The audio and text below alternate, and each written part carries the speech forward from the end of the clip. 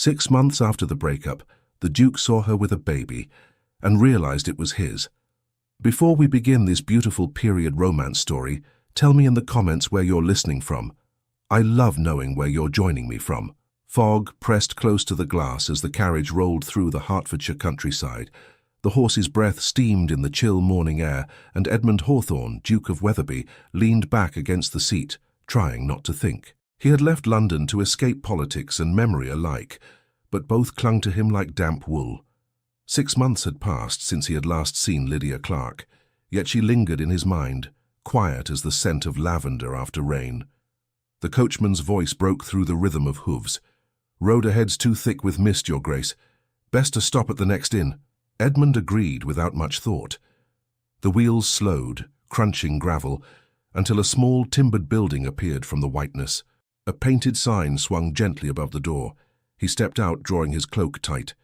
The air smelled of cold earth and wood smoke.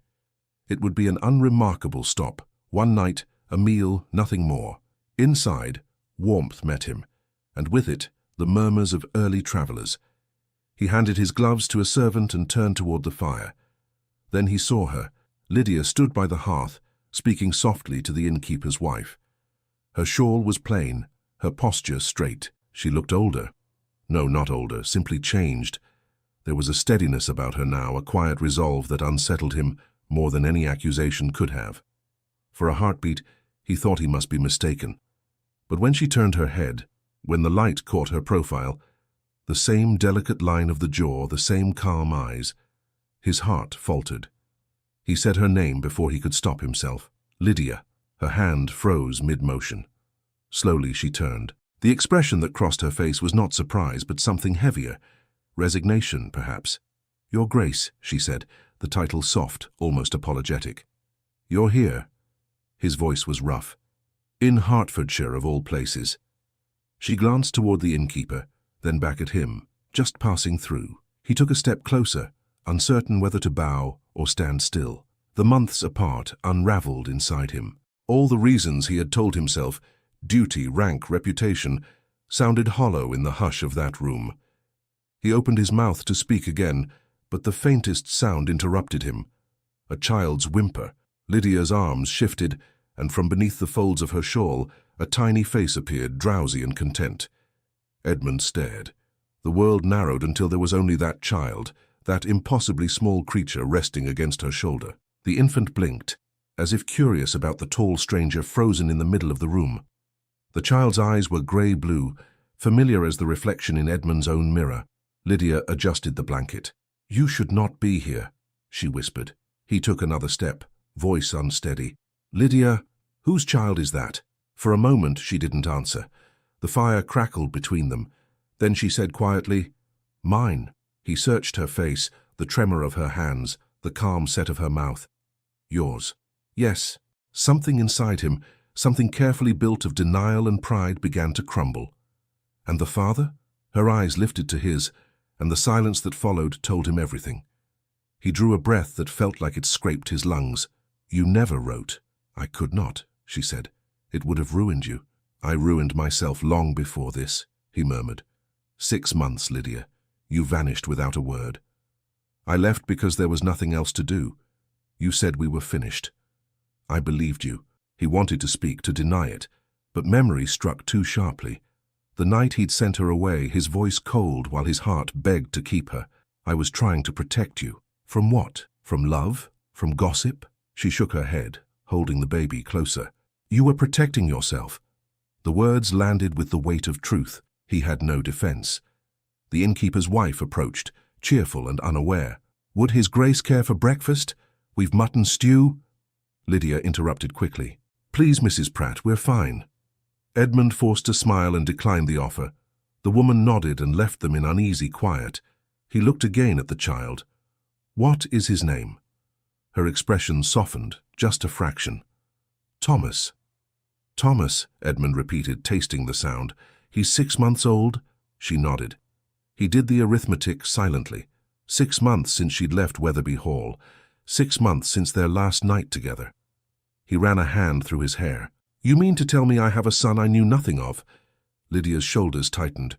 You have nothing to do with it, Edmund. You made your choice. I will not drag you into mine." He laughed under his breath, half bitter, half in awe. "Do you think that's possible, to look at him and pretend he's no part of me?" "You must," she said, "for his sake." He stepped closer, and she didn't move this time. "For his sake, he deserves the truth, and so do I." "The truth," she said quietly, "would destroy you. Then let it." His voice rose before he caught himself. A few heads turned. He lowered it again. "Let it, Lydia. I can bear scandal. I cannot bear losing my own child." Her gaze softened, yet sorrow lingered there. "You say that now, but when your peers whisper, when Parliament mocks the Duke who could not keep his household in order, I no longer care about their laughter." "You do," she said. "You always did." He flinched. She was right. Every instinct in him had been shaped by expectation. His family, his name, the long corridor of ancestors staring down from their portraits. But standing there, watching her rock their child, he wondered when duty had become another word for cowardice. Lydia turned away, speaking as if to herself. "I should go before the road closes with fog again." "Where will you go?" "Somewhere you will not find me." He reached for her arm, then stopped himself. "At least allow me to help. You shouldn't travel alone with a child." Her laugh was short, not unkind. "Do you think I've had help these past months?" "No," he said quietly. "But you shouldn't have been forced to manage without it." She faced him again, and for the first time, he saw fatigue shadowing her eyes. Yet there was pride too, the same stubborn strength that had first drawn him to her. He spoke more gently. "Lydia, please, I know I have no right, but—" "Exactly," she said, cutting him off.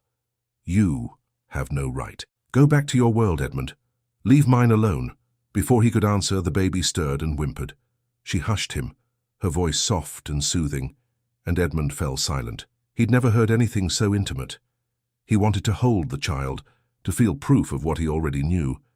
But he also knew Lydia would not allow it, not now. "I'll stay the night here," he said finally. "We can speak again in the morning." She shook her head. "There's nothing left to say." "There is everything left to say." Her lips parted as if to reply, but she stopped. The innkeeper entered, clearing his throat. "Your Grace, I've arranged your room. Mrs. Clark's is just above, if you should require anything." Edmund looked at him sharply. "Mrs. Clark?" The man smiled, oblivious. "Yes, sir. She's been renting here for near 3 weeks. Fine guest, keeps to herself. We were pleased to hear you'd be stopping by again." Edmund froze. "Again?" The innkeeper nodded cheerfully. "Why, yes, sir. Your letter arrived 2 days past, reserving our best chamber. Mrs. Clark said you'd likely want the room across from hers, and we obliged." Lydia's face drained of colour. "I never wrote such a letter," she said quickly. The innkeeper looked puzzled. "Strange, that. Came signed with your name, Your Grace. Same seal and all." Edmund felt the air shift. Someone had arranged this meeting. Someone who knew both their names, both their pasts. He turned back to Lydia. She clutched Thomas protectively, eyes wide with fear. Outside, the fog pressed closer against the windows, thick as secrets. And Edmund realized with sudden clarity that he was not the only one who had found her. The inn seemed smaller the next morning, its walls holding too many secrets. Edmund had barely slept. He paced the length of his chamber until dawn, trying to make sense of the letter that had brought him there. Someone wanted him and Lydia to meet again. Someone who knew enough to imitate his seal. Downstairs, the smell of bread and damp wood filled the air. Lydia was already awake, sitting near the window with Thomas in her lap. The child played with a piece of string, unaware of the tension between his parents. She looked up when Edmund approached, her expression guarded. "We need to talk," he said. Her answer was calm. "We said all that mattered last night." "You said it. I didn't agree to it." He sat across from her. "Someone forged my letter, Lydia. That means we were meant to meet. Someone knew about you. Then you should leave before whoever it is learns you're here, and leave you for them to find. They won't trouble me. I'm no one to them." He shook his head. "You underestimate the malice of curiosity. A woman alone with a child that resembles a duke. It is more than gossip. It is blood for the newspapers." Her eyes met his, steady and proud. "I have lived with whispers before. I can live with them again. You shouldn't have to." He leaned forward, lowering his voice. "Let me take you somewhere safe." I'm safe enough here. He wanted to believe her, but he could feel eyes on them even as they spoke. A farmer eating his breakfast pretended to read a paper, yet his gaze drifted too often toward their table. Mrs. Pratt moved about refilling cups, listening with polite disinterest that was not entirely genuine. Lydia sensed it too.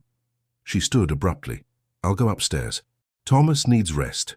He rose as well. We are not finished. She turned halfway up the stairs, her tone softening.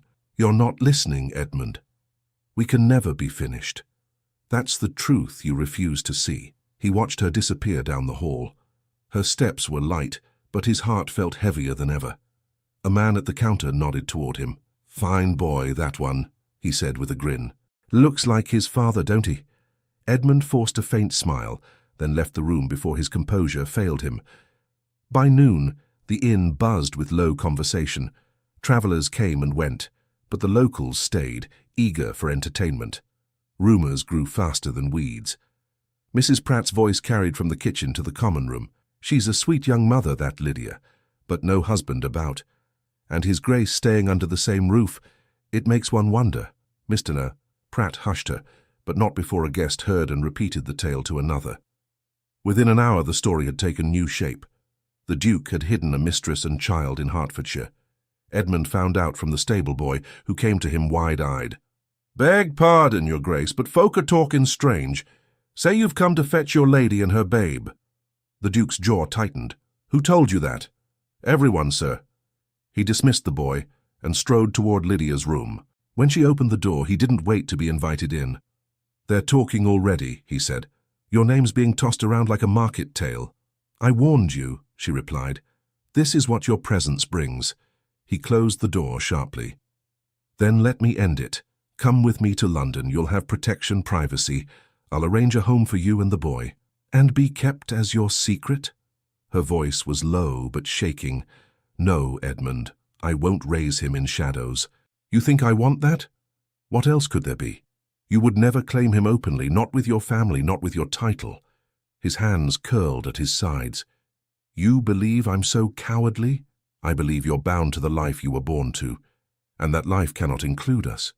He looked toward the cradle where Thomas slept, tiny fingers clutching a piece of cloth. Then what will you do? Run until the next village hears a different story?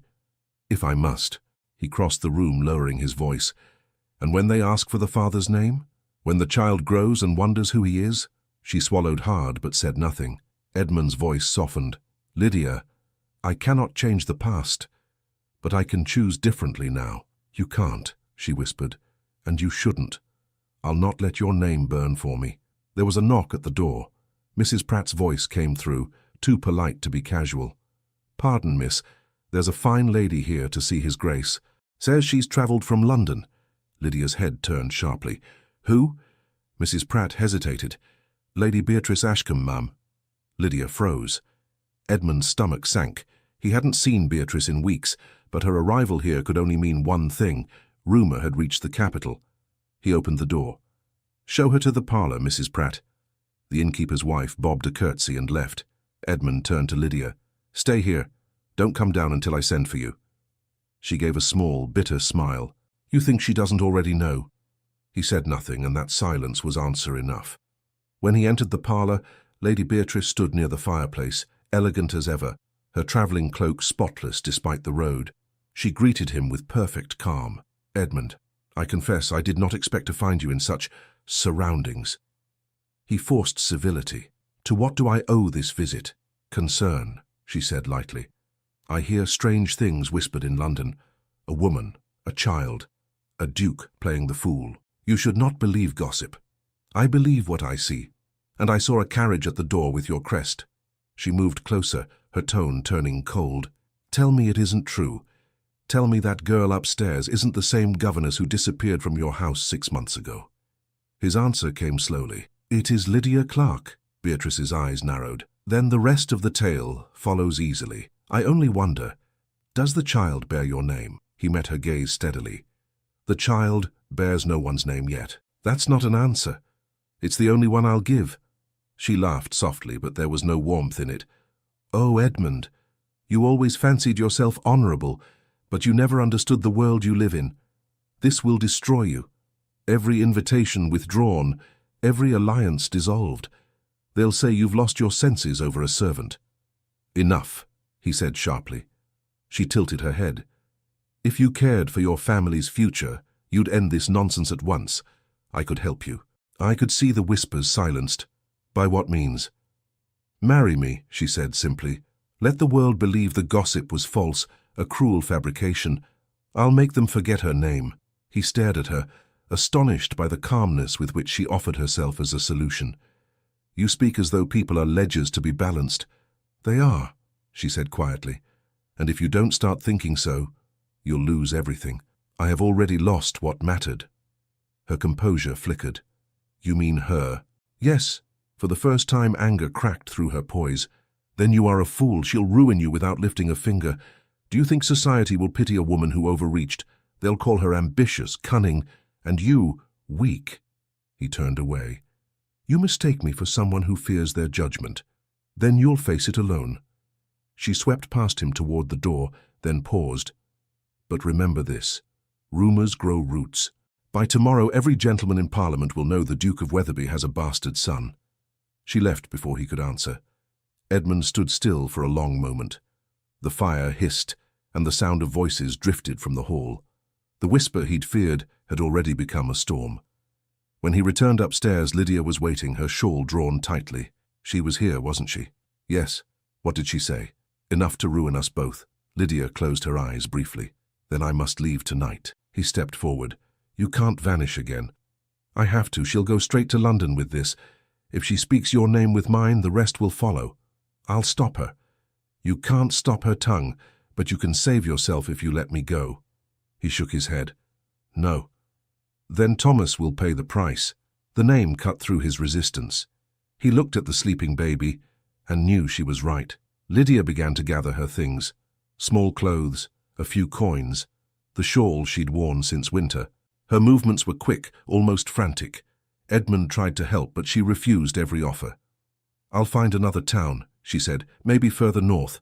I'll change my name again." He caught her hand. "Lydia, listen to me." "No." Her voice broke. "You had your chance to fight for us before. You didn't. Don't try now when it's too late." The words burned through him. He let her go.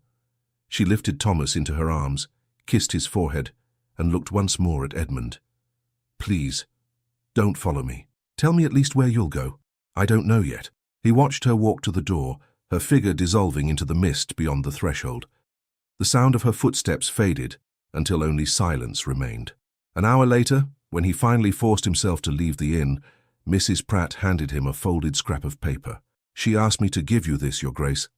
He unfolded it. The writing was hurried, almost trembling. "Do not follow me.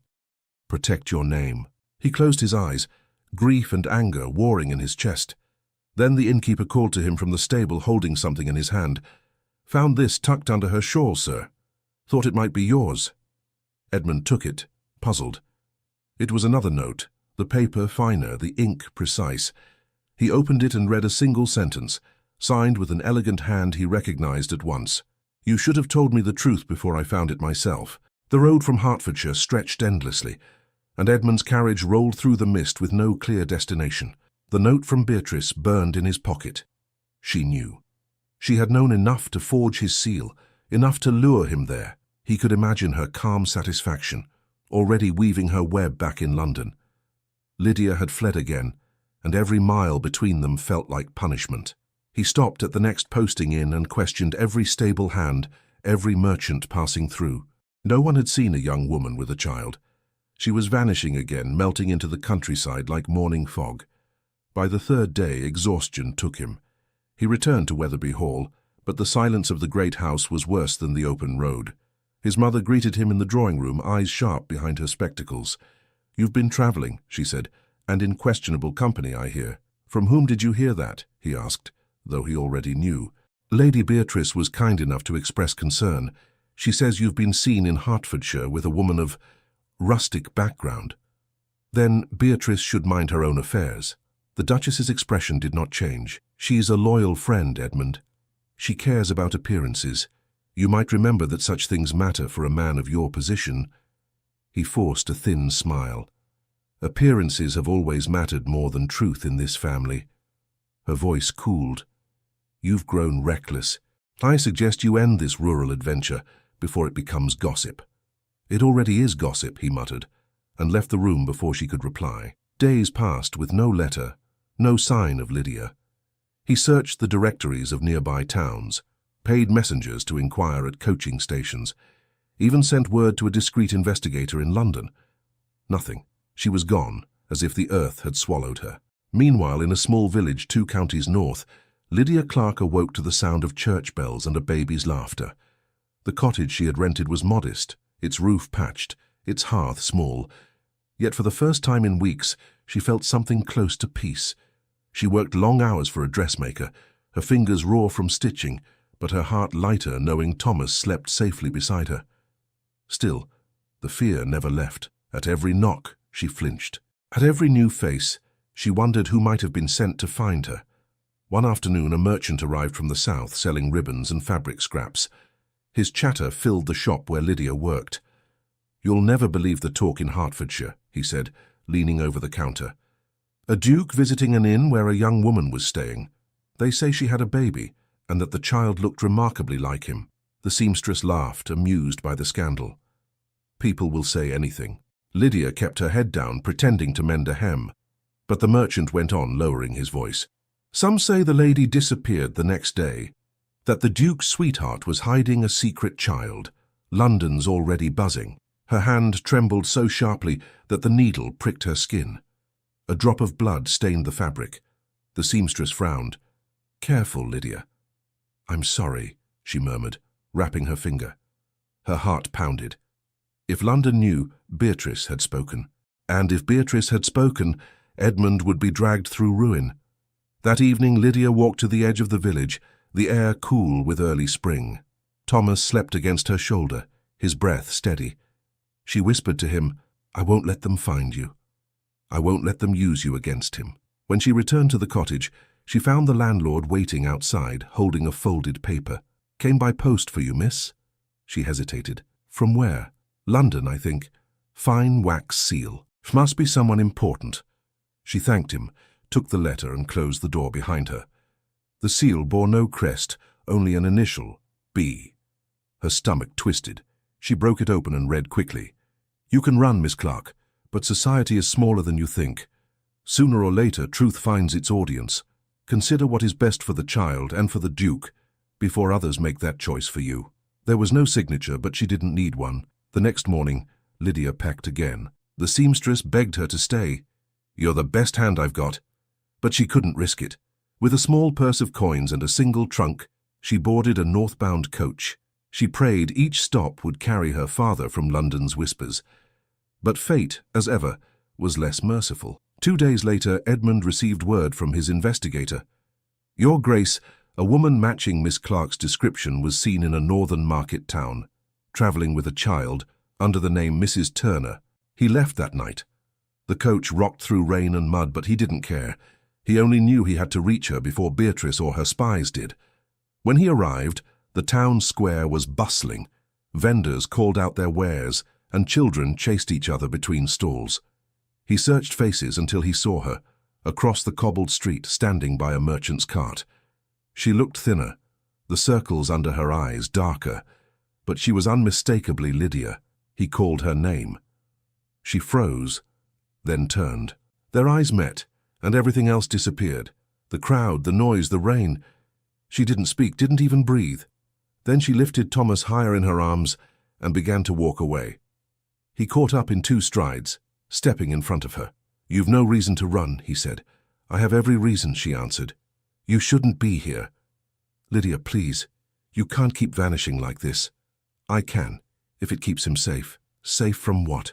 From me? From your world?" He looked down at the child, who blinked up at him with quiet curiosity. "You can't do this alone. Let me help you." "Help me how? By making me the ruin of a duke?" He lowered his voice. "I don't care about ruin anymore." "Then you've learned nothing," she said bitterly.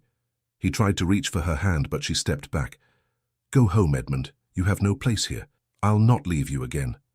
Her tone softened, tired rather than angry. Then you'll destroy yourself for nothing." Before he could answer, a voice called his name. "Your Grace!" And he turned to see one of his own servants pushing through the crowd. The man looked flustered. "Forgive me, sir. Lady Beatrice sent word. She's asking for you in London. Urgent matters," she said. Lydia's face drained of colour. "She's still watching you. She watches everything," he said grimly. "But I won't let her near you." "She already is near," Lydia whispered. "How else would you have found me?" He realized then that she was right. His investigator worked through London contacts. Beatrice could have known every step. He cursed under his breath. Lydia adjusted the blanket around Thomas. "I must go before she sends someone else." "Lydia, wait." But she was already moving, her pace quickening. He followed through the market until she turned down a narrow alley between the shops. When he reached the end, she was gone. Only the faint echo of her steps remained. He stood there for a long time, rain dripping from the eaves. Then he noticed something near a doorway, a small shawl damp with mud. He picked it up, recognizing the pattern. Her shawl. She must have dropped it in haste. As he unfolded it, a folded note fell out, dry despite the rain. The handwriting was elegant, deliberate. "You should have told me the truth before I found it myself," the first note had said. "This one was shorter. I warned you once. Now everyone knows." Edmund's breath caught. The wax seal at the bottom bore Beatrice's full name. He closed his fist around the paper, rain washing over his gloves. She had gone too far. When he reached the inn to rest his horses, the gossip had already arrived ahead of him. Two gentlemen at a table whispered loudly enough for him to hear. "The Duke of Wetherby, they say, fathered a child with a governess. Quite the scandal. The lady's vanished, poor thing. The Duchess must be livid." He turned away before they noticed him, fury burning behind his composed face. That night he sat alone by the hearth, the shawl folded beside him. His mind raced through possibilities: how to shield Lydia, how to silence Beatrice, how to undo what was already loose in the world. There was no way to erase it now. At dawn, he set out again, determined to find Lydia first.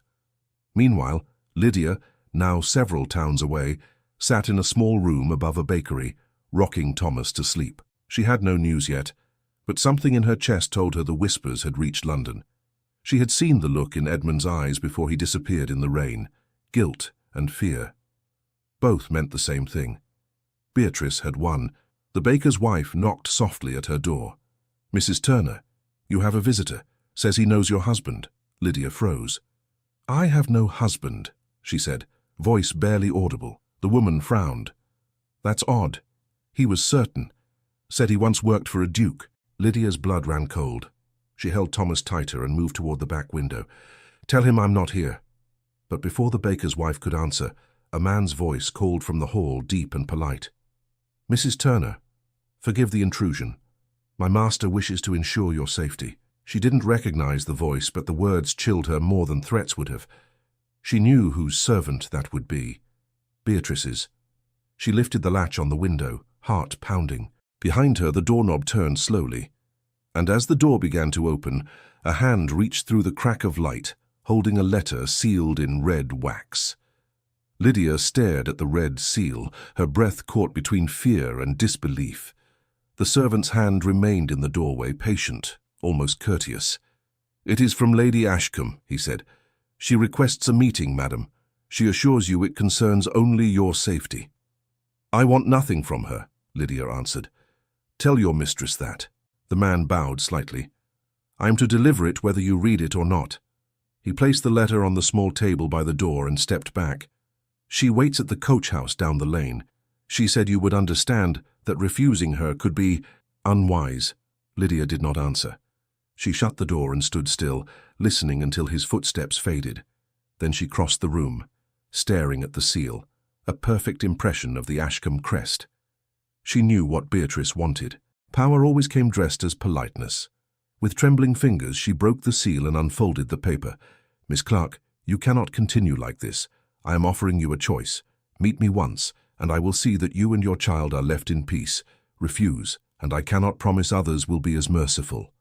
B.A. Lydia sank into the chair, the letter shaking in her hands. She looked at Thomas asleep in his cradle, his lips parted in a tiny sigh. The choice was clear. She could not risk harm coming to him. She would go briefly, carefully, and end whatever Beatrice had begun. At dusk, she left the child in the baker's care and walked to the coach house. The smell of hay and damp earth filled the air. Inside, a single lantern burned, and Lady Beatrice stood waiting, dressed in travelling clothes, far too fine for such a place. "Miss Clark," she said smoothly, "how punctual. I confess, I doubted you'd have the courage." Lydia's voice was calm. "I came because you mentioned my child." Beatrice smiled faintly. "Ah yes, he's a lovely boy, they say. So like his father." Lydia straightened her shoulders. "Say what you came to say, Lady Ashcombe." "Very well. You and I both know Edmund's sense of duty will destroy him. If the world believes that child to be his position will crumble. You might be proud enough to face disgrace, but he cannot. You will ruin him." Lydia met her gaze steadily. "You underestimate him." Beatrice's smile sharpened.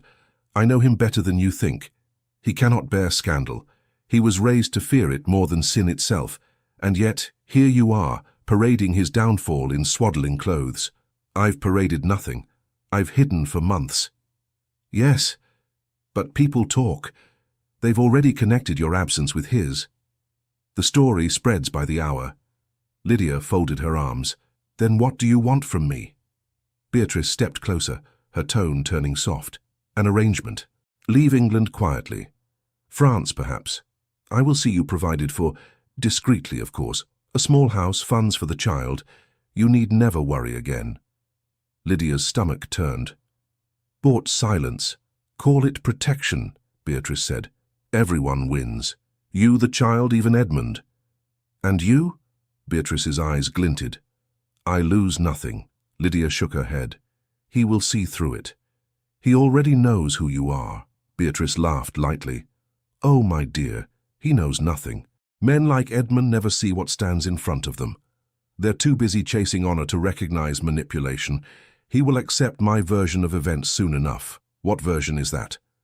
"That you pursued him, that you threatened him, that the child's father is unknown and you seek to trap a nobleman into claiming it." Lydia felt her breath catch.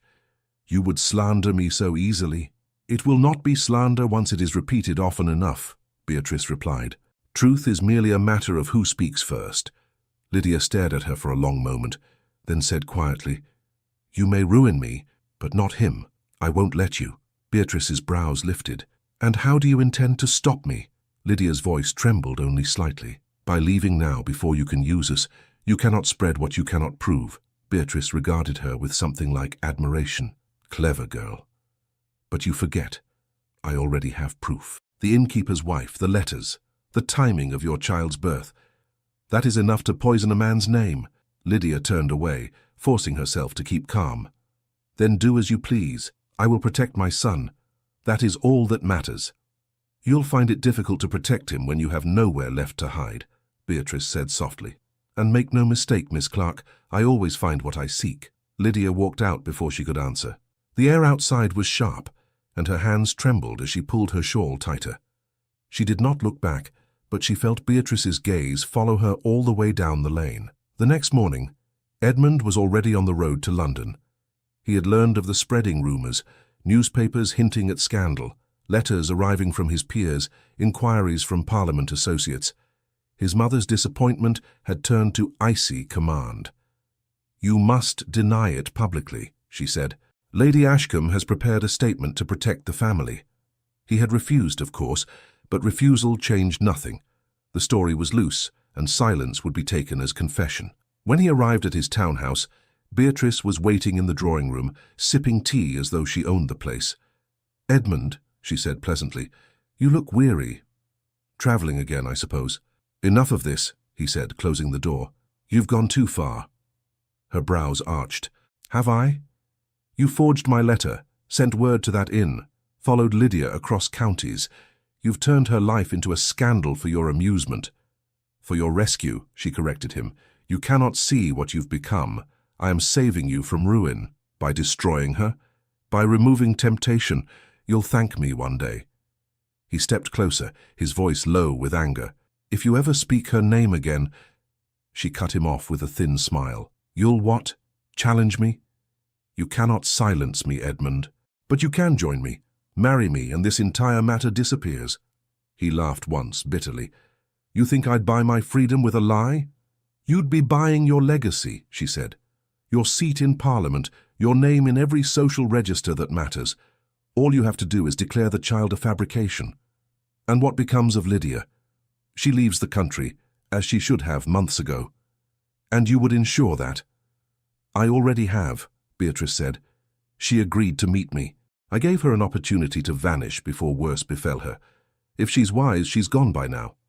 For a moment he could not speak. Then he said quietly, You've made an enemy of me. Then you will lose, she replied. Because I do not lose. He turned from her and left the room before the fury in him found words he could never retract. By the time he reached his carriage, his mind was set. He would find Lydia again, whatever the cost. He travelled through the night, back toward the northern villages. It was dawn when he arrived at the bakery where she had last lodged. The baker's wife looked startled to see a nobleman at her door. Mrs. Turner left 2 days ago, she said. Didn't say where she was bound, just left this behind. She handed him a small piece of paper. It was Lydia's handwriting, hurried and brief. Do not seek me. It is safer if you let me go. He closed his eyes. Did anyone come for her before she left? Yes, the woman said. A servant in a fine coat. He said he worked for a lady from London. Beatrice again. Of course. He thanked her and mounted his horse. Every turn of the road was heavy with dread. If Beatrice had men searching, Lydia would not stay hidden for long. Meanwhile, Lydia reached the outskirts of York by evening. She had walked most of the way, too afraid to use her real name at any inn. Thomas slept fitfully in her arms, his little head tucked beneath her chin. She found a small cottage to rent for the night, grateful for the quiet. As she fed the child, she told herself that Edmund would survive this. He had always known how to endure the storms of society. She would bear the rest alone. But solitude brought new danger. At midnight, she heard voices outside the window, men's voices, rough and low. One said, She's in there. The woman with the babe. Orders are to keep her till the lady arrives. Lydia's heart thudded. She blew out the lamp, gathered Thomas, and slipped toward the back door. But the latch rattled before she reached it. A knock followed, sharp, deliberate. Mrs. Turner, a man called. We mean no harm. Lady Ashcombe wishes to speak with you again. Lydia froze. The baby stirred and whimpered. She whispered, Hush, my love. The knock came again, harder this time. Open the door. She backed away, clutching Thomas to her chest. A moment later, the window shutter creaked open, and a sliver of lantern light fell across the floor. Lydia's breath caught. Someone was already climbing through. The shutter banged against the wall as a man's boot crossed the sill. Lydia stepped back, clutching Thomas so tightly that he whimpered in protest. The lantern light caught the intruder's face. Plain, ordinary, but his eyes were sharp and cold. Stay where you are, he said. Who are you? She demanded, her voice shaking. Only a messenger, ma'am. Lady Ashcombe asked that I escort you to her carriage. You're not safe here. I won't go anywhere with you. Best not to argue. He took another step inside. There are others outside. You'll only frighten the babe. Lydia glanced toward the door. Shadows moved beyond it. There were indeed others. She turned toward the back of the cottage, but another man appeared there too, his face hidden under a hood. She whispered, Please let us go. No harm meant, the first man said, lowering his lantern. But the lady insists. Before he could move again, a sharp knock sounded from the front of the cottage, louder, commanding. Open in the name of his grace, the Duke of Wetherby. The intruder froze. What? The door burst open before he finished. Edmund stood framed in the doorway, rain streaming from his coat, eyes blazing. Touch her, and you'll regret it. The man hesitated, then lunged toward the window. Edmund caught his arm and drove him back against the wall. The lantern fell, sputtering. Who sent you? Edmund demanded. The second man bolted through the back door, disappearing into the dark. The first struggled, gasping. No harm meant, we were told to fetch her. By whom? Lady Ashcombe. Lydia pressed herself against the cradle, whispering to Thomas to stay calm. Edmund released the man, who stumbled to the door and fled after his companion. For a moment the cottage was silent except for the sound of the rain. Edmund turned to her, breathing hard. Are you hurt? She shook her head. You shouldn't have come. If I hadn't, they would have taken you. You don't know that. I know Beatrice, he said. I know what she's capable of. He crossed the room in 2 strides, taking her free hand. You can't stay here, Lydia. She'll keep hunting you until she's satisfied she's destroyed you. Or me. She looked down at Thomas. Then what choice do we have? He hesitated, then said, Come with me to London. She gave a bitter laugh. Back to the city that despises me. I'll protect you. You can't even protect yourself. Then we'll fall together, he said quietly. But at least I'll fall knowing the truth is mine to defend. Her eyes met his, uncertain but searching. The sincerity in his voice struck something deep in her chest. He continued, There's a carriage outside. We'll travel tonight. My mother's physician keeps a house in Kensington. Quiet, trustworthy. No one will know you're there. She looked away. You think hiding in one of your houses will stop her? She has power, influence. So do I, he said. And I've wasted it long enough. Let me use it for something that matters. Thomas stirred, and Lydia hushed him gently. If I agree, you must promise one thing, she said. Promise you won't face her alone. He hesitated. I can't promise that. Then we go nowhere. He sighed, frustration breaking through his composure. You're the most impossible woman I've ever known. And yet you came for me, she said softly. He smiled despite himself. Yes, I came for you. They left before dawn, the road slick with mud, the air thick with fog. Lydia sat in the carriage beside him, silent for much of the journey. Thomas slept in her arms, his small breaths the only sound between them. Near sunrise, Edmund broke the silence. When I first saw you at Wetherby Hall, I never imagined this. You standing in defiance of half of England. I never imagined you would break so easily to their judgment, she said quietly. He winced. I deserve that. She looked down at Thomas. You were kind once. Kind enough to see beyond my place. That's why it hurt when you stopped. He turned toward her. It wasn't kindness that stopped. It was courage. Her gaze softened. Then find it again, Edmund. For his sake. The carriage rattled through the city streets by afternoon. London loomed grey and vast, the noise of horses and wheels rising through the mist. Edmund guided them to the physician's townhouse, where a discreet servant took them in through a side door. Dr. Linton, an old friend of Edmund's late father, greeted them gravely. You ask for secrecy, Your Grace. Yes. No one must know they're here. Lydia's hands tightened on the blanket. Not even your mother, especially not her, he replied. Dr. Linton nodded and showed them to a small set of rooms overlooking a narrow garden. You'll be safe here, he said. The staff are loyal. When the doctor left, Lydia stood by the window watching the fog drift between rooftops. Safe, she murmured. You believe such a thing exists for people like us? I have to, he said. Days passed in uneasy calm. Lydia cared for Thomas while Edmund made careful inquiries through trusted allies. Rumours continued to spread, some claiming the child was his, others insisting Beatrice had invented the entire tale to ruin him. The newspapers danced around the scandal without naming names, but everyone knew. One evening Edmund returned late, his coat damp with rain. She's preparing something, he said. An announcement, perhaps. She's been seen at every salon in Mayfair, whispering to anyone who will listen. Lydia looked up from Thomas's cradle. Then it's only a matter of time. I won't let her win. How will you stop her? He hesitated, then said, By facing her. I told you not to go alone. I won't, he promised. You'll be with me. Me? She shook her head. They'll tear us apart in public. Let them try. I've lived my life pretending to be a man of principle. It's time I become one. She searched his face, seeing the determination there. And what if she exposes everything? Then the world will know the truth. Her voice dropped to a whisper. And the truth will destroy you. Perhaps, he said, but I'd rather be ruined for honesty than praised for a lie. That night she couldn't sleep. She watched the city lights flicker beyond the window, the sound of distant carriages echoing down the street. For the first time, she allowed herself to imagine a life free of running.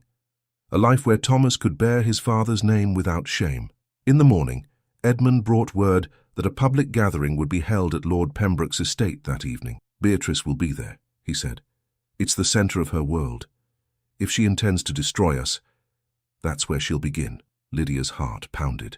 Then we mustn't go. That's exactly Why, we must. She shook her head. Edmund, think. They'll see me and know at once. I can't face them. He took her hand gently. You faced far worse when you chose to keep our child. She stared at him for a long moment, then nodded. Very well. But whatever happens, you speak first. That evening, the great hall of Pembroke House shimmered with chandeliers and murmurs. The air was heavy with perfume and speculation.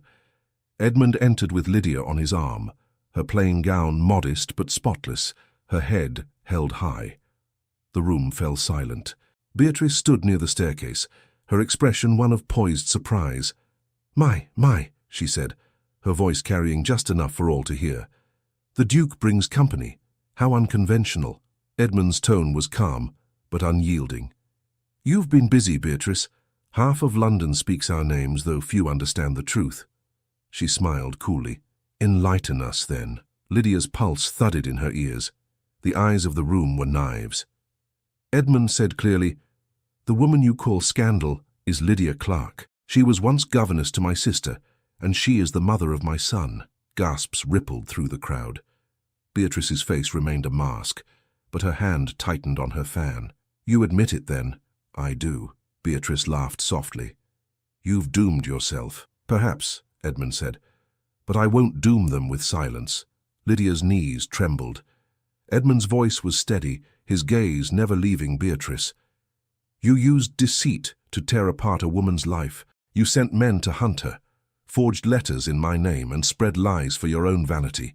You've mistaken cruelty for love and ambition for truth. Beatrice's mask slipped for an instant, her eyes flashing. You'll regret those words. No, he said. I regret only that I once thought you capable of kindness. The murmurs grew louder. Lydia could feel the room turning, sympathy mingling with fascination. Beatrice's composure began to fracture. I think you've won their pity. You think this confession will save you? It's not pity I want, he said, only peace. For a moment, Beatrice said nothing. Then she turned sharply toward the door. You've chosen your ruin, Edmund. May you both enjoy it. The door slammed behind her. Lydia exhaled shakily. Edmund took her hand, his fingers warm against hers. Around them, the whispers swelled like a tide. He leaned closer and said quietly, It's done. But before she could reply, a servant hurried into the hall, pale and breathless. He bowed quickly to Edmund and whispered something urgent in his ear. Edmund's expression changed at once. What is it? Lydia asked. He looked toward her, alarm flashing in his eyes. The Duchess has summoned us to Wetherby House immediately. Rain began to fall as the carriage rolled toward Wetherby House, the wheels cutting through shallow pools of water that reflected the lantern light. Inside, Lydia sat beside Edmund, clutching the edge of the seat to keep her hands from trembling. Thomas had been left with Dr. Linton's housekeeper, safe for the moment, but the thought of him alone tightened her chest. Neither of them spoke for most of the journey. Edmund's jaw was set, his gaze fixed on the fogged window. Lydia watched him from the corner of her eye, wishing she could read the thoughts behind that calm face.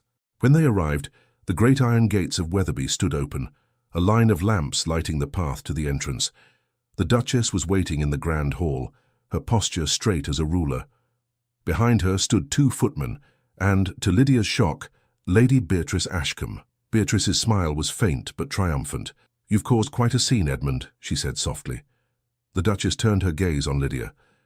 Miss Clark, you may wait in the parlour. I wish to speak to my son alone. I have nothing to hide, Lydia said, her voice quiet but firm. Whatever must be said can be said in front of me. The Duchess raised one perfectly arched brow. You forget yourself, madam. Mother, Edmund interrupted, this matter concerns her as much as me. She stays. The Duchess's lips thinned, but she nodded once. Very well. If you insist on bringing disgrace under my roof, we will not hide it behind closed doors. They entered the drawing-room. The fire was already lit, the air heavy with the scent of wood smoke and tension. The Duchess began without preamble. I will speak plainly. The name of Wetherby has stood untarnished for 2 centuries. Now, in a matter of weeks, it has been dragged through the mud. I have endured whispers in every parlour and salon, all because of your foolish entanglement. It was not foolish, Edmund said. Then it was selfish.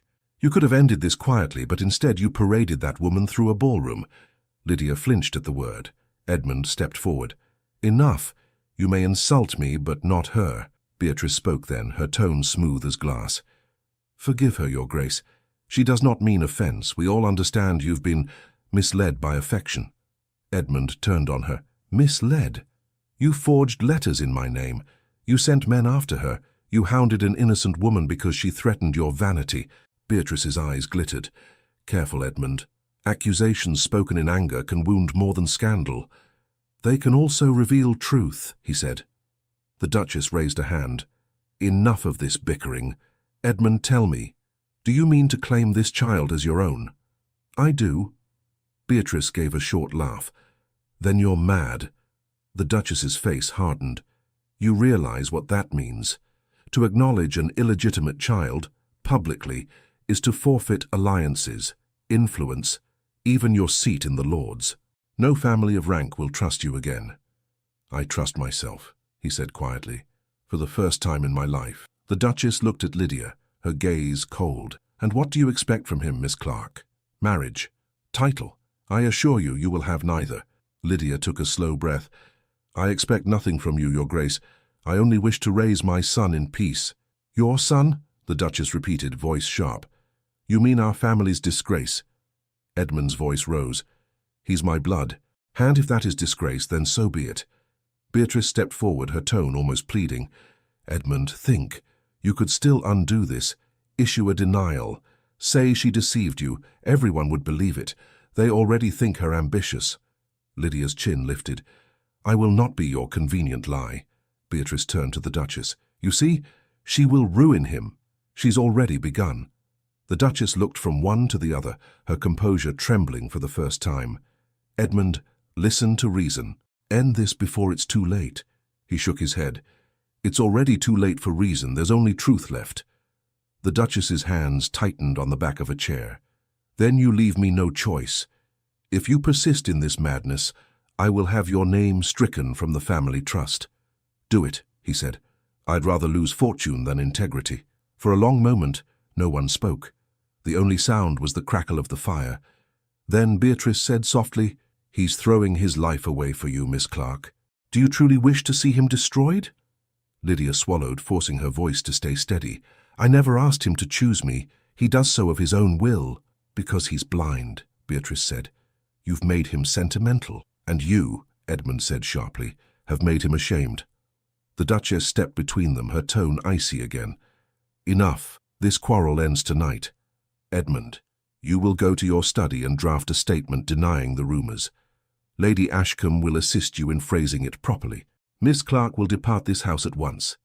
"I will do no such thing," he said. The Duchess's eyes flashed. "You forget yourself." "No," Edmund said. "For the first time I remember who I am." He turned to Lydia. "You and Thomas are my family now." The words hung in the air, heavier than stone. Lydia's throat tightened. She wanted to speak, to tell him not to say more, but it was too late. The Duchess's face went pale. "You intend to marry her?" "Yes." Beatrice let out a short, incredulous laugh. "You cannot be serious." "I am." Beatrice took a step toward him, her voice rising. "You would marry beneath you? For pity? For some foolish notion of redemption?" "For love," he said simply. The silence that followed was absolute. Even the fire seemed to still. Then the Duchess spoke, her voice breaking for the first time. "You are my only son. If you do this, you will not be welcome in this house again." Edmund's gaze softened, but he did not falter. "Then I will build another." The Duchess turned away, her shoulders rigid. Beatrice, realizing her victory had slipped beyond reach, gathered her skirts. "You'll regret this," she hissed. "When the world turns its back on you, remember tonight." "Perhaps the world should turn," he replied. She left without another word, the echo of her heels fading down the corridor. The Duchess remained silent for a long while, staring into the fire. When she finally spoke, her voice was quiet. "Go then, Edmund. You've chosen your path." He bowed his head once, then offered his arm to Lydia. She hesitated only a moment before taking it. Together, they walked toward the door. The Duchess did not look after them. Outside, the rain had eased, the air cool and damp. Edmund helped Lydia into the carriage and climbed in beside her. Neither spoke until the gates of Wetherby closed behind them. At last, Lydia said softly, "You've lost everything." "Not everything," he said. "I have you. I have him." Her eyes glistened in the faint light. "You'll hate me for this one day." "Never." She turned her face away, unable to bear the tenderness in his voice. As the carriage rolled toward the city, Edmund leaned back and closed his eyes. "Tomorrow," he murmured. "I'll make it right. I'll tell the world myself." "You mean to speak publicly?" "Yes. If I must burn my name to free you, I will." Lydia's hands clenched in her lap. "You can't fight them all. I can try." She looked out the window, watching the fields blur past. "What will happen to her? Beatrice?" His tone was cold. "She'll find another game to play. She always does. And your mother? She'll come around. She loves me, even if pride blinds her." They rode in silence after that, each lost in thought. When they reached London, dawn was beginning to lighten the sky. Edmund helped Lydia out and led her into the house on Kensington Lane. Dr. Linton met them at the door, eyes filled with quiet understanding. "You've done a brave thing, Your Grace," he said. "Foolish, perhaps," Edmund replied. "Bravery often looks that way at first." Lydia went upstairs to check on Thomas, who slept peacefully in his cradle. She bent to kiss his forehead, whispering, "We're safe, my love, for now." But as she turned, she saw Edmund in the doorway, his face pale and drawn. "What is it?" she asked. He held a folded letter, the seal broken. "It was waiting for me here, no signature." She took it from him and read aloud the single line written in precise, familiar handwriting. "You think you've won, but by morning, London will know everything." The letter trembled in Lydia's hand. The words were few, but they carried the weight of dread. By morning, London would know everything. She looked at Edmund, whose expression had hardened into grim resolve. "Beatrice," he said quietly, "she means to destroy us before we can even speak." Lydia tried to think clearly, but fear clouded her mind. "What can we do? If she tells her story first, no one will believe ours." He turned toward the window. The dawn light was just breaking over the rooftops. "Then we won't wait until morning. We'll go now to the papers, to Parliament, anywhere they'll listen. I'll tell them myself." She stepped closer, clutching his arm. "You'll be ridiculed. They'll call you dishonorable." "Let them," he said. "I've lived long enough behind silence. It's time the truth had a voice." He called for his coachman, giving orders in a tone that left no room for argument. Lydia wrapped Thomas in his blanket, her fingers trembling as she fastened the ties. The baby stirred, then settled against her shoulder, warm and safe in her arms. They rode through the waking city, past milk carts and street sweepers, the wheels splashing through puddles left by the night's rain. London smelled of coal smoke and bread ovens, of life beginning again, indifferent to scandal or sorrow. When they reached the offices of the Morning Gazette, Edmund stepped out first and helped Lydia down. The editor, a short, spectacled man named Mr. Rainsford, met them at the door. His eyes widened when he recognized the Duke of Wetherby. "Your Grace." "To what do I owe?" "To honesty," Edmund said. "I have a statement to make." Rainsford led them to a small office cluttered with papers and inkpots. "You understand, sir," he said cautiously, "that whatever you say here will be in print before the day's end." "That's precisely my intention." He dictated slowly, his voice steady. "I, Edmund Hawthorne, Duke of Wetherby, hereby acknowledge Lydia Clark as the woman I love and the mother of my son. The rumors are true. The child is mine. I will marry her, regardless of the cost." The editor's quill hesitated mid-stroke. "Your Grace, are you certain? Once this is published, there is no going back." Edmund nodded. "There was no going back the moment I saw her again." Lydia stood beside him, silent but unyielding. The editor looked between them, then dipped his quill again. "Very well, it will appear in the morning edition. Today," Edmund said firmly. "I want it printed today." Rainsford hesitated, then rang for a messenger. "We'll do what we can." When they left the office, the air felt different, heavier, almost expectant. Lydia said nothing as they climbed back into the carriage. Edmund finally turned to her. "Are you angry?" She shook her head. "No, only afraid." He reached for her hand. "So am I." They drove in silence for a long time. The streets grew busier as morning brightened, filled with carriages and gossiping passers-by. Somewhere, Beatrice was likely sipping her tea, readying her own version of the story. But Edmund's declaration would reach the city first. By noon, the first copies of the Morning Gazette were sold on every corner. The headline caught eyes immediately: "A Duke's Confession, the truth behind the scandal of Wetherby." Within an hour, the city was buzzing. Servants carried the news to kitchens, clerks whispered in corridors, and noble ladies nearly dropped their teacups as they read the words aloud. At Wetherby House, the Duchess sat in her parlour, surrounded by newspapers. Her hand shook as she reached the end of the article. Then she lowered the paper and stared into the distance. Her lady's maid hovered near the door. "Your Grace, leave me," the Duchess said quietly. Meanwhile, in her grand townhouse, Lady Beatrice Ashcombe read the same article with disbelief that quickly turned to fury. She crumpled the paper in her hands and threw it into the fire. "He's made himself a martyr," she muttered. "And a saint." Her companion, a nervous cousin, spoke timidly. "What will you do, Beatrice?" "What I must," she said. "If he thinks a newspaper can erase his shame, he's a greater fool than I thought." Back in Kensington, Edmund and Lydia stayed behind drawn curtains, listening to the city's distant hum. The hours passed with agonizing slowness. Edmund paced while Lydia rocked Thomas, her nerves fraying. A knock startled them both. It was Dr. Linton's servant, carrying a sealed envelope. "Delivered by hand, Your Grace. No name given." Edmund took it, broke the seal, and read aloud. "You've made your choice, Edmund. Now face its consequence. Tonight, Wetherby House demands your presence before the family council. Come if you have courage." Lydia swallowed hard. "Your mother." "Yes." "Will you go?" He folded the note carefully. "I must. She's still my mother, whatever name she calls me by." Lydia hesitated. "Then I'll come too." He turned to her. "No. Stay here with Thomas. I don't know what awaits me there." She rose, her voice steady. "If they mean to judge you, they'll judge me as well. We face it together." He looked at her for a long moment, then nodded. "Together, then." That evening, the carriage returned once more to Wetherby House. The lamps along the drive burned brighter than usual, and the windows glowed with light. Inside, the Duchess waited in the grand hall, flanked by 3 older men, relatives of Edmund's, solemn and severe. "Mother," he greeted her quietly. "You summoned me." She inclined her head. "And you came, though I half expected you would not. You've made a spectacle of our family." I told the truth.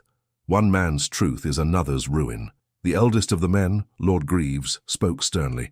"Your Grace, by your own admission you have brought disgrace upon your title. The council must determine whether you remain fit to hold it." Edmund's voice was calm. "My worth is not decided by titles or councils." The Duchess's composure trembled. "You would abandon centuries of heritage for this woman."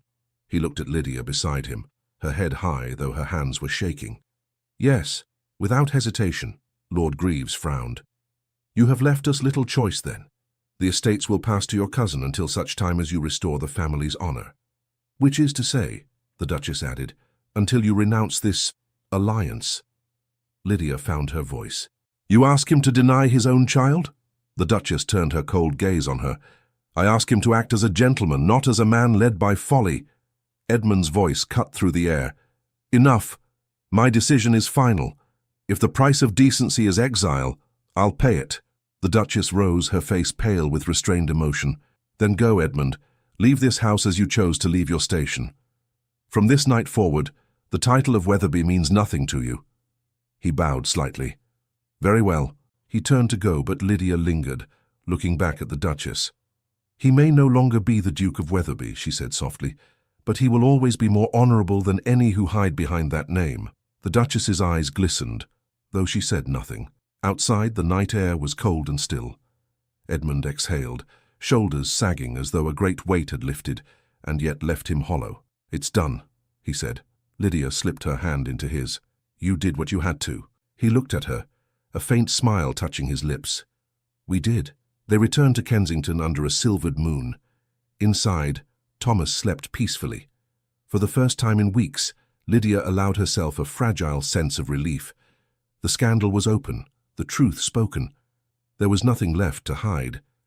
But as Edmund poured himself a glass of brandy, a sharp knock came at the door. Dr. Linton entered, pale and breathless.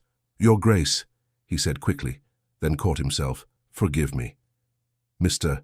Hawthorne, perhaps I should say." Edmund set down the glass. "What is it?" The doctor hesitated, his eyes darting to Lydia. "You should sit down. Tell me." "It's about Lady Ashcombe," Linton said quietly. "She was found unconscious in her home an hour ago. A letter lies on her desk addressed to you." Lydia gasped. "Is she—" "She's alive," the doctor said, "but barely. The note suggests she took a heavy dose of laudanum." Edmund stared at him in shock. "She wrote to me?" "Yes. The messenger waits outside with the letter." Lydia's voice trembled. "Don't read it tonight. You've been through too much." But Edmund reached for the folded paper the doctor offered. The seal was smudged, the handwriting faint but unmistakable. He broke it open and his eyes moved over the lines quickly. Then his hand fell to his side, the paper fluttering from his grasp. Lydia caught it before it reached the floor, her eyes scanning the final words written in a shaking hand. "If you will not have me, then let the scandal die with me. Tomorrow the world will mourn a foolish woman. Farewell." For a long moment, no one in the room spoke. The letter trembled in Lydia's hands. Edmund stood motionless, staring at nothing, as if the words were still echoing inside him. Dr. Linton broke the silence first. "We managed to revive her for now, but she's weak. The apothecary fears she may not last the night." Edmund turned toward him slowly. "Where is she?" "At her London townhouse. A nurse watches her, but she keeps asking for you." Lydia swallowed hard. "You can't go, Edmund." He met her gaze, his face drawn. "How can I not? Whatever she's done, I can't let her die believing I wished her gone." "After everything," Lydia's voice shook, "she hunted us. She nearly took our child from me." "I know," he said quietly. "But hatred has taken enough already," she wanted to argue, to remind him of every wound Beatrice had caused. But something in his tone silenced her. He looked like a man haunted by duty, not affection. "Then I'll come with you," she said. He shook his head. "No. Stay here with Thomas. If she dies, her house will be swarmed by reporters before morning. I won't have you near that." Lydia hesitated, torn between fear and understanding. Finally, she nodded. "Promise you'll come back before dawn." "I will," he said, and left. The city was unnaturally quiet that night, the fog thick along the streets. When Edmund reached Lady Ashcombe's townhouse, 2 servants met him at the door, their faces pale. They led him upstairs, where a faint light glowed from behind a half-closed door. Beatrice lay in a grand bed, her hair loose around her shoulders. The scent of laudanum hung heavy in the air. Her eyes flickered open when she heard his step. "You came," she whispered. "Yes," he said, sitting beside her. "Why did you do this?" She smiled faintly. "Because I lost." "You didn't have to lose," he said. "You could have chosen peace." Her gaze drifted to the window. "Peace is for the good." "I have never been good, Edmund. You must know that by now." He took her hand. It felt cold, fragile as paper. "You weren't evil either, just wounded." "Wounded people wound others," she murmured. "That's what I've learned too late." He wanted to tell her to rest, to stop speaking, but she went on. "You loved her in a way you never could have loved me. I saw it the moment she entered a room. You became alive around her. Do you know how that feels? To be invisible beside someone else's light?" He looked away, pain tightening his throat. "Beatrice, don't pity me," she said. "I don't deserve it. I wrote those letters because I wanted you to suffer as I did. I wanted to see her broken, so you would come back to me. But instead, I broke myself. You can still make it right," he said gently. "Tell the truth, Beatrice. Clear her name. Clear your own." Her eyelids fluttered. "They wouldn't believe me. They'd call it delirium. But you, if you forgive me, perhaps that will be enough." "I forgive you," he said, and meant it. "Rest now." She smiled faintly, as if a great weight had lifted. "Then perhaps I can sleep." Her hand relaxed in his, her breathing shallow but even. He sat there until the first hint of dawn touched the curtains, then rose quietly. As he reached the door, the nurse approached. "She'll live," the woman said softly. "Barely, but she will." Edmund nodded, relief and sadness mingling. "Let me know when she wakes again." He stepped out into the morning fog. The first newspapers were being delivered. He could see the boys calling headlines down the street. His name was everywhere now, tangled with Lydia's. But for the first time, he felt no shame. Back in Kensington, Lydia had not slept. She sat by the fire with Thomas in her arms, listening to every sound in the hall.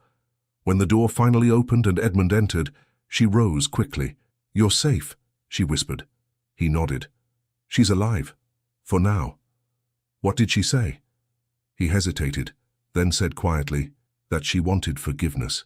Lydia's expression softened. "Did you give it?" "Yes." She nodded slowly. "Then it's finished." "Almost," he said. "The world still watches. They'll want more than forgiveness. They'll want a spectacle." "Then let them watch," she said. "We've nothing left to hide." Later that morning, Dr. Linton brought a letter from the Duchess. Lydia held her breath as Edmund broke the seal. "My son," he read aloud, "I have seen what the world writes of you, and I have seen what the world says of me. You were right. Pride has blinded me too long. If you can forgive your mother, come home, not as a duke, but as my child." Lydia's eyes filled with tears. "She's asking you back." He smiled faintly. "Perhaps we've all learned something from Beatrice." That afternoon, they travelled once more to Wetherby House.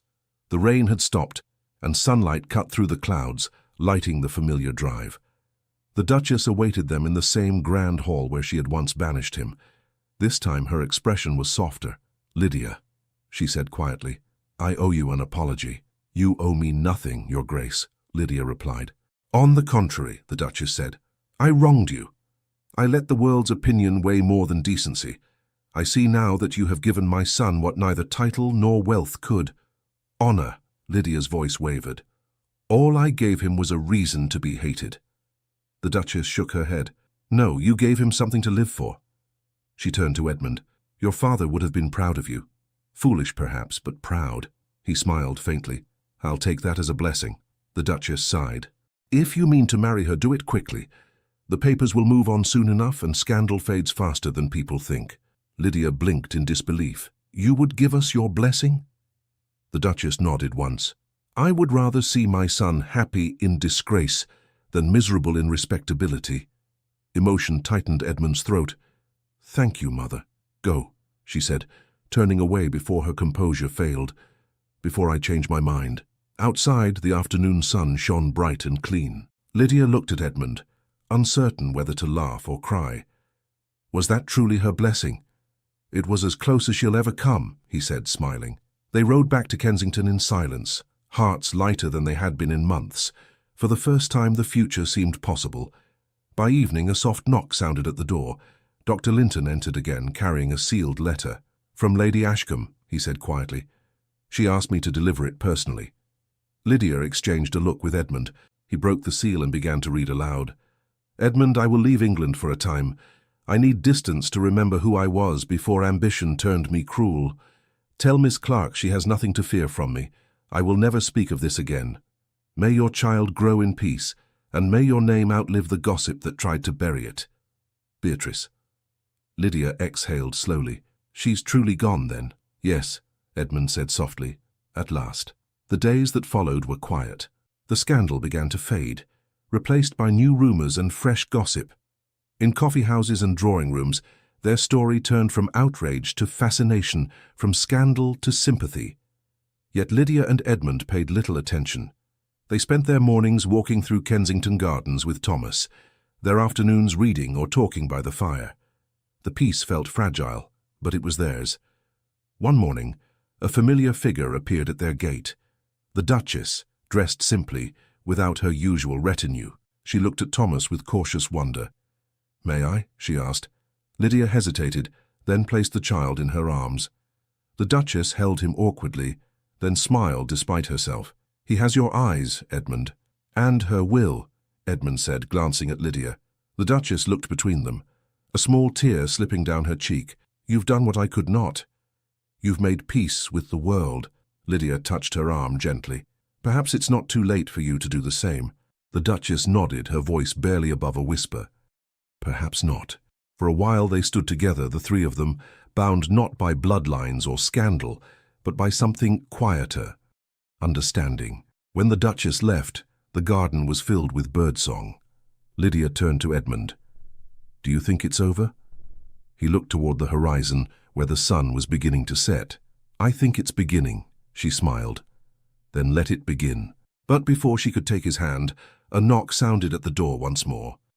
Dr. Linton's servant entered hurriedly, breathless. "Forgive the intrusion, sir. There's been another letter. This one from the Bishop of Canterbury himself." Edmund frowned. "The bishop?" "Yes, sir. He requests your presence at the cathedral tomorrow morning. He says it concerns the legality of your intended marriage." Lydia's smile faded. "The legality?" The servant nodded nervously. "He writes that questions have been raised about the child's baptism, and whether a union between you and Miss Clark would be recognized by the church." Edmund exchanged a sharp glance with Lydia, tension flooding back like a tide. He took the letter from the servant's hand, broke the seal and began to read. After a moment, his face went still. Lydia stepped closer, her heart pounding. "What does it say?" He looked up at her, his voice low. "It says our marriage cannot proceed until certain matters of lineage are clarified, because someone has questioned whether Thomas is truly my son." Lydia's hands went cold. "Questioned?" she whispered. "By whom?" Edmund refolded the letter slowly, as if delaying the truth. "It doesn't say. Only that the church received a formal complaint. They claim there's uncertainty regarding Thomas's parentage, and therefore my right to legitimize him through marriage." Her voice trembled. "Uncertainty? That's impossible. You saw him. Everyone who looks at him sees you." "I know." Edmund's tone was firm but weary. "But appearances are not evidence to those who live by rules and signatures." She sank into a chair, her breath uneven. "So after everything, after truth, confession, scandal, they still want to measure us by paper and ink." He knelt before her, taking her hands. "Listen to me. This is not the end. I'll speak to the bishop myself. If there's doubt, I'll erase it." She looked at him helplessly. "And if they refuse, then we'll marry without their blessing." She shook her head. "That would destroy your last shred of reputation. You'd lose even the sympathy you've earned." He smiled faintly. "I thought you said we had nothing left to lose." Before she could reply, a knock came at the door. Dr. Linton entered, his expression troubled. "Forgive me, Edmund. I heard from a colleague that the bishop received his complaint from an anonymous letter." "Anonymous," Edmund repeated. "Yes, but it carried convincing details. Dates, names, the exact time Miss Clark left Weatherby Hall." The doctor hesitated. "Someone close to the family must have written it." Lydia stood quickly. "Beatrice?" Edmund shook his head. "She swore in her last letter that she'd never speak of us again." "Then who?" Lydia asked. No one answered. Dr. Linton finally said, "You have an appointment tomorrow at the cathedral. Be cautious. The bishop is a good man, but the church fears public embarrassment more than sin itself." When he left, silence settled over the room. Lydia went to the window, her reflection pale against the glass.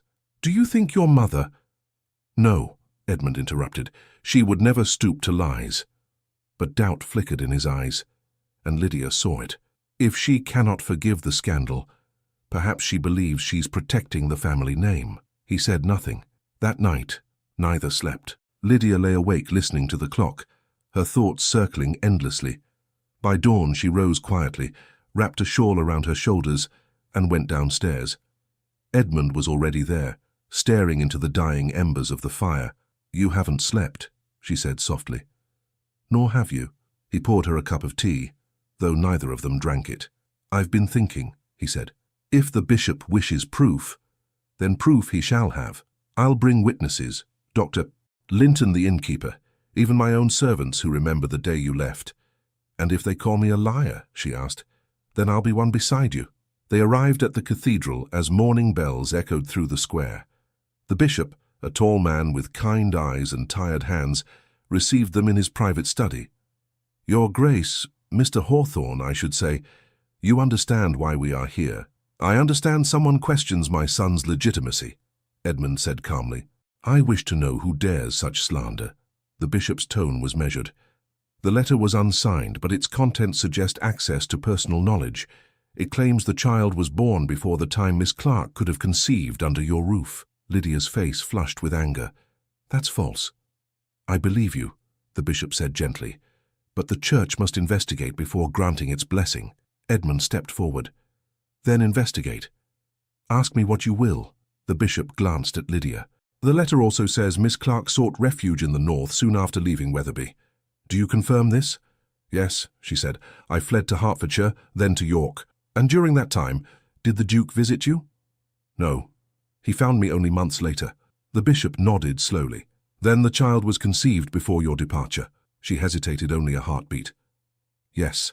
Edmund looked at her with quiet pride. And I will swear to the same. The bishop sighed. Such testimony binds your honor, not the church's law, but...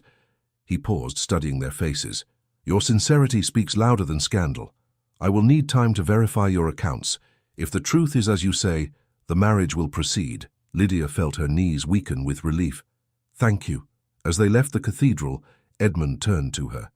This isn't finished. Whoever wrote that letter will not stop until they see us undone. She nodded. But we'll face it together. The next days passed in uneasy calm. Rumors of the bishop's inquiry reached society, reigniting whispers they had hoped buried. Servants spoke cautiously. Friends sent polite notes of concern. Lydia endured it all in silence, tending to Thomas and waiting for news. On the fourth morning, a carriage appeared at the gate. The Duchess stepped out alone, her veil drawn. Lydia met her in the parlour. I suppose you've heard, the Duchess said. Yes, Lydia replied carefully. I came because I thought perhaps you would speak honestly with me, woman to woman. Tell me, are you certain of the child's father? Lydia's breath caught. Your Grace, how can you ask that? Because the Church asks it, the Duchess said softly. And because if they find otherwise, Edmund will lose everything. The estates, the name, he will be stripped of all that's left to him. Lydia's eyes filled with tears. And you think saving his title matters more than truth? The Duchess looked away. I think sometimes truth destroys more than lies. Lydia drew herself upright. Then you do not know your son. He would rather be ruined than false. The Duchess's shoulders sagged. He is his father's son, too proud to bend. She turned toward the door. I only pray you are not mistaken.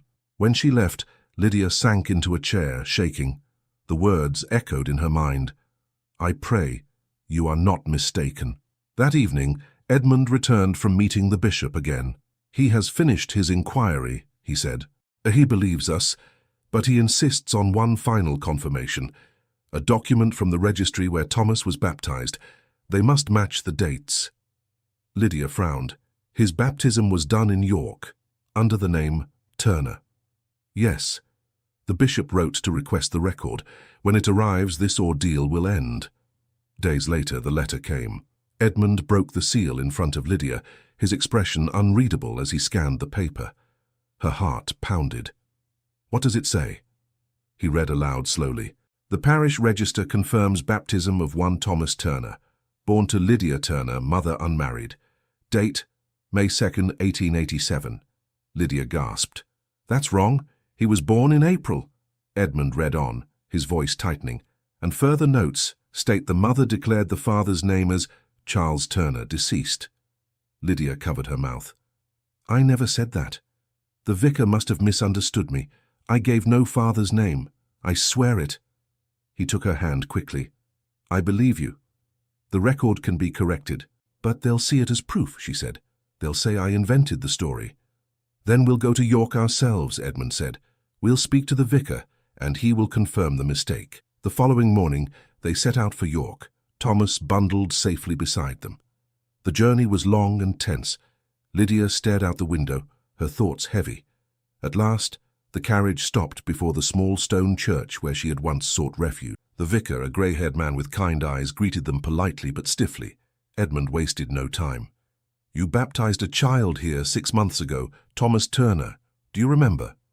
The vicar nodded. Yes, I recall. A young mother, alone. She seemed frightened. And the record you made, Edmund said. It names a father.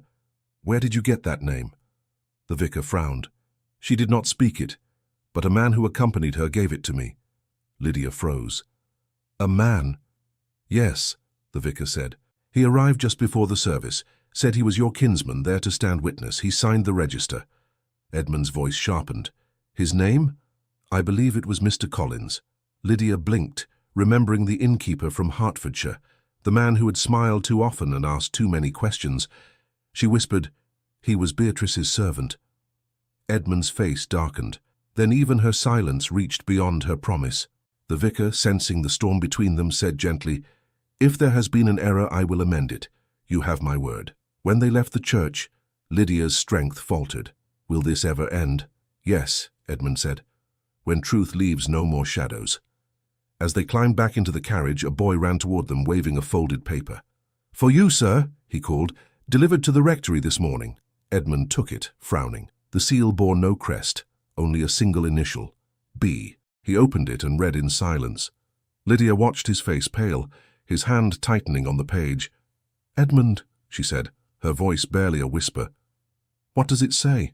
He looked at her slowly, the wind tugging at the paper. It says Beatrice Ashcombe is dead. The carriage jolted as the wheels struck uneven cobblestones. Lydia held Thomas close while Edmund sat beside her, the letter from York still open in his hand. Beatrice was dead.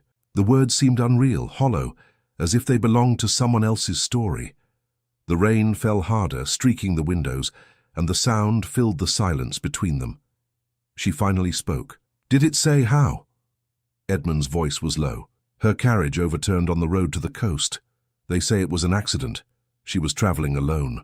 Lydia's chest tightened. After everything, she found no peace.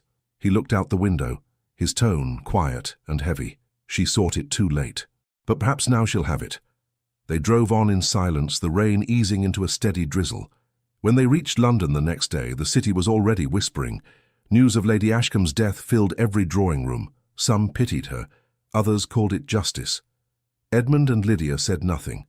They returned to their modest home in Kensington, where Thomas greeted them with a laugh that cut through the gloom like sunlight through fog. That laugh reminded Edmund what truly mattered. He knelt by the cradle, brushing his fingers over the child's dark hair. He has your strength, he said softly. And your stubbornness. Lydia smiled faintly. Then heaven help you both. He looked up at her, the fatigue of months falling away from his face. It's over, Lydia. The lies, the pursuit, the fear. It all ends now. The church will have no reason to delay us. The bishop will bless our marriage, and we'll begin again.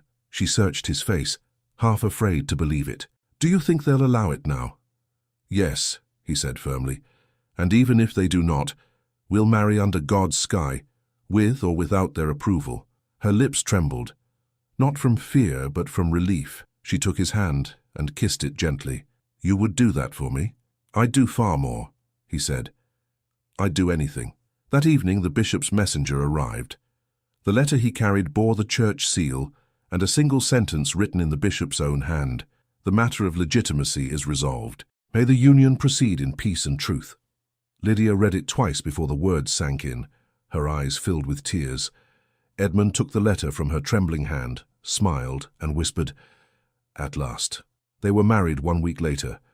The ceremony took place in the same cathedral where they had once faced judgment. The bishop himself presided, his voice gentle and measured, as sunlight streamed through the high stained glass. A small gathering attended. Dr. Linton, the Duchess, a few loyal friends, and the village innkeepers, who had known Lydia when she was only a frightened mother with nowhere to go. She wore a simple gown of ivory silk, nothing like the lavish dresses of nobility. Edmund thought she had never looked more beautiful. When she reached him at the altar, her hands were steady, her gaze clear. Do you, Edmund Hawthorne, take Lydia Clark? I do, he said before the bishop could finish. The small crowd laughed softly. And do you, Lydia Clark, take Edmund Hawthorne? She smiled, tears glimmering. With all my heart. When the bishop declared them husband and wife, Edmund lifted her hands to his lips. The world seemed to fall away. The scandals, the whispers, the loneliness. And there was only this moment, pure and certain. Afterward, outside the cathedral steps, the Duchess took Lydia's hands in hers. Welcome to the family, she said quietly, and forgive an old woman her pride. Lydia squeezed her hands. It was never pride I feared, Your Grace, only losing his love. The Duchess's expression softened. You never will. He is his father's son, but his heart belongs to you. Dr. Linton approached then, smiling broadly. Well, this will give the papers a new story, one worth printing. Edmund laughed. Let them write what they please. I've given them enough truth to fill a lifetime. That evening, they returned to Kensington, where the staff had prepared a small supper and the hearth glowed warmly. Thomas was already asleep upstairs. Lydia walked through the quiet rooms, her gown brushing softly over the floor, and felt peace settle around her like a gentle cloak. Edmund followed her to the window. "Do you remember," he said, "the first time I saw you at Weatherby Hall? You were teaching my sister French verbs. You dropped your book, and I thought, there is a woman who will never bow to anyone." She smiled. "And you looked at me as if I were a puzzle you meant to solve." "Did I solve it?" "Not yet," she said softly. "But you've come close." He touched her cheek, tracing the line of her jaw. "I thought love was something to be controlled, like a horse or a title. You taught me it's something to be trusted instead." She leaned into his touch. "And you taught me that forgiveness is not weakness. It's the only way to survive." He kissed her then, slow and deep, the kiss of a man who had walked through every kind of storm and finally found shore. She wrapped her arms around him, resting her head against his shoulder, and for a long time neither spoke. The following days passed in a kind of quiet joy. The newspapers, once cruel, now praised the Duke who had chosen love over lineage. Society, quick to condemn, was just as quick to admire courage when it cost them nothing. Invitations arrived from families who had once shunned them, but Edmund declined most. "We've danced enough for other people," he told Lydia. "Now we'll live for ourselves." They spent their mornings walking through Hyde Park, Thomas bundled in his pram, his laughter echoing like bells. Strangers smiled at the sight, the disgraced Duke and his lady, now a picture of simple happiness. Lydia found contentment in the small things, the sound of Thomas's first word, the warmth of Edmund's hand as they walked, the way the city seemed gentler now that it no longer frightened her. One afternoon, as spring began to bloom, they visited Weatherby Hall. The great estate had been empty for months, the windows shuttered, the gardens wild with neglect. The Duchess waited at the door to greet them, her expression unreadable. "I wasn't sure you'd come," she said. Edmund smiled faintly. "It's still home, Mother, whether I bear the title or not." She led them inside. The hall smelled of old wood and lavender polish, just as Lydia remembered. Sunlight streamed across the marble floor. "I've decided," the Duchess said, "that Weatherby belongs to Thomas one day. It's time the name stands for something new." Edmund blinked, astonished. "You mean it?"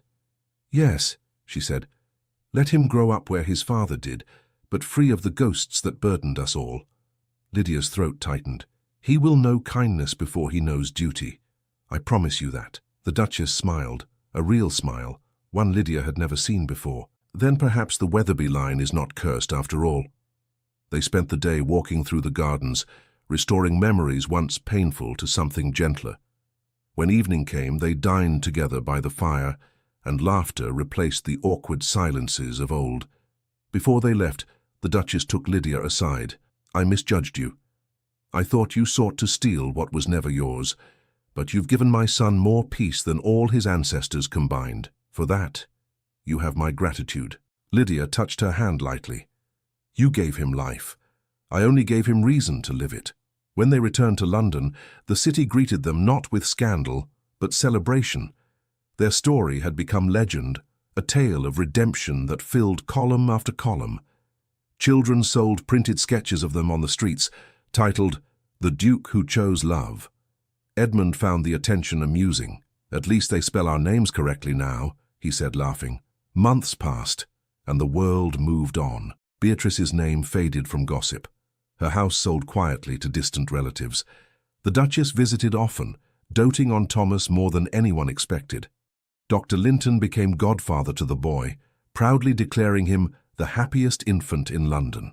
Lydia's life settled into a rhythm of small joys. She spent her mornings teaching Thomas to walk across the garden path, her afternoons reading by the fire while Edmund worked at his desk, writing letters to the estates that still bore his influence. Sometimes when he looked up from his writing, he would find her watching him. "What are you thinking?" he'd ask. "That I once thought I would never see you again," she'd say. "And now I cannot imagine a day without you." He would smile. "Then let's make certain there are many more." That summer they decided to hold a garden fete for their friends and neighbors, a celebration not of titles, but of new beginnings. The lawns were filled with laughter, music, and children chasing one another through the roses. Even the Duchess danced once, to everyone's astonishment. As dusk fell, Lanterns were lit, and Edmund led Lydia to the center of the lawn. The guests stepped aside, watching with warm smiles as the couple began to dance. The air smelled of roses and candle wax. "You know," Edmund said, twirling her gently, "when I first asked you to dance, you refused me." She laughed. "You were too proud then. You would have stepped on my toes. And now? Now you're still proud," she teased, "but at least you've learned to listen to the rhythm." He drew her closer, their foreheads touching. "Then listen with me," he whispered. The music slowed, and the world faded to quiet. Lydia felt his heartbeat against hers, steady and sure. She thought of everything they had endured, the heartbreak, the fear, the forgiveness, and how it had brought them to this moment. When the last note lingered in the air, Edmund lifted her chin and kissed her softly. The guests cheered, but neither of them heard. Later that night, after the lanterns had burned low and the last guest had gone, they stood together by the window overlooking the quiet garden. The moonlight spilled across the floor, pale and silver. Lydia rested her head against his chest. "Do you ever regret it?" she asked. "All we lost?" He shook his head. "We lost nothing worth keeping. Everything we have now is real." She smiled against him. "And what do we have now?" He kissed her hair. "A son, a home, peace, and you." Her voice softened. "And you, Edmund, always you." Outside, the wind stirred the roses, and their scent drifted through the open window. Thomas stirred in his cradle, murmured in his sleep, and then was still again. Edmund turned off the last of the lamps. "Tomorrow," he said, "we'll take him to Weatherby again. I want him to see where his father and mother found their courage. And where they found love," she added. He smiled. "Yes, especially that." They stood together in the quiet, the moonlight falling over them, two shadows joined as one. The years ahead waited like an unopened book, full of laughter and the ordinary miracles of love. Lydia looked up at him, her eyes shining. "Do you think the world will ever stop talking about us?" He laughed softly. "Let them talk. We've already written the ending ourselves." And he kissed her again, the kind of kiss that promised forever as the morning light began to rise over London and a new day began. Thank you so much for listening to this story all the way to the end. We hope it moved you as much as it moved us while telling it. We'd love to hear your thoughts. Leave us a comment telling us where you're listening from and what you liked the most. Rate this story from 0 to 10. What score would you give it? If you enjoyed this story, don't forget to subscribe to the channel and leave a like as a show of support. That really motivates us to keep creating and sharing more stories full of emotion and life lessons.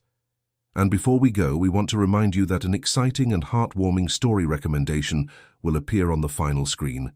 If you'd like to enjoy it, just click on the video. Thank you once again for being here, and we'll see you in the next story.